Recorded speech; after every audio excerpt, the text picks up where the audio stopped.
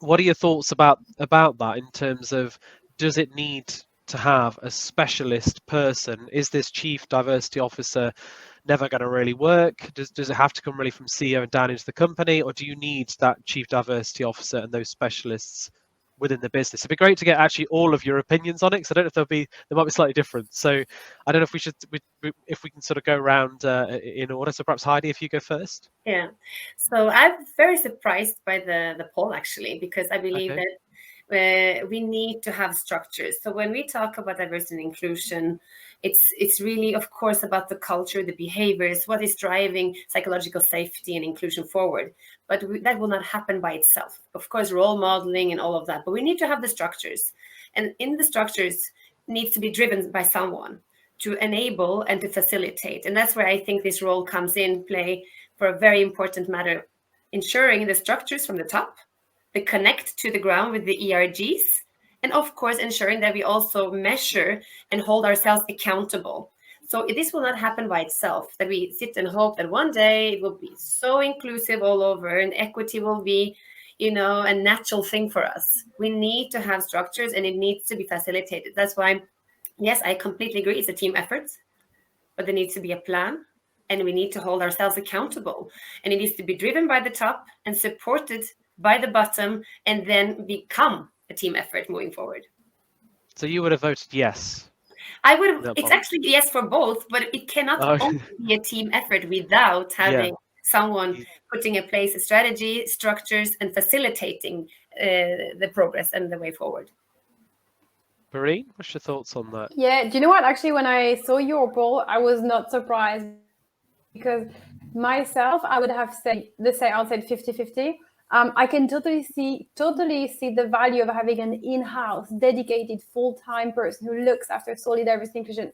There is a huge benefit to that. Like Heidi mentioned, there is clear structure, there is more buy-in from the team, there's more authority, there's more of a long-term commitment. It demonstrates the actual investment, right, into this. I can see that. At the same time, I can also see the benefit of having an external person for the accountability piece, because I always use the example of a personal trainer. Let me explain. Imagine you're trying to...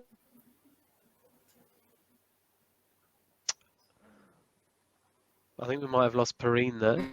I hope you can still hear me. Okay. Yeah, back. You were starting to talk about your gym. Yeah, the accountability. I use this example because if you're trying to lose weight and become healthier and let's say lose weight, get healthier, get fitter, you can do it by yourself. Yes, you can. You can go to the gym by yourself and you can try and eat healthier. But if you have a personal trainer who's going to keep you accountable, you need to push harder, you need to lift heavier, you need to eat this, you don't need to eat that, you're going to get better results. And so it's the whole point around the accountability. Can you do it by yourself? Probably yes. Can you move the needle a bit? Probably yes.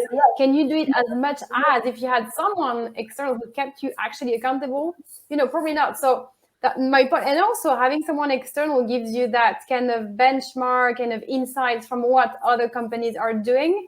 That external person who's working maybe with other organizations and, large and small and medium size, and can give you, insider tips. This is what other people are doing. This is what other people are doing that's working. This is what other people are doing that's not working. So I guess the long story short, I actually think my answer is 50-50. I can see the value of having someone in-house, the influence, the authority, the budget, the power. I can also see the value of having someone external. So I think having both, if you can, as in a dedicated in-house and an external consultant, whoever, expert, I think that could work well. But the poll was about having the team drive it, wasn't it, Leon? Yeah, it was about, do you need a dedicated person for it, or not should it just be in the company, as in, led by a HR director or CHRO or something like that, or the CEO? I think it helps to have one person kind of who is driving that, for sure, because otherwise you dilute a little bit, like who is responsible. It's not clear. It's not really clear, like who does what. And then if it's not clear, things don't really happen. So having a dedicated person, yes, for sure. Okay. Sabah? Yeah, I think I lean towards Heidi's definition. I think from what Perrine said, I absolutely see the value of bringing in external people, but for doing very specific activities. And I think, Heidi, you spoke about this earlier. having good governance frameworks and structures. You inbuilt it into your policy, into your strategic approach, and that's really important, being intentional. Because one of the challenges with having a person in HR is that it doesn't get embedded in all the systems, and it doesn't get embedded in everybody's roles and thinking, unless you have an HR director or a CHRO who intentionally builds inclusion, builds accountabilities into every system, into every job description, into the way they work, into culture, and so on. So I kind of lean towards, yes, you do need people. I think the 43% are definitely an idealist group, and I'm certainly an idealist at heart.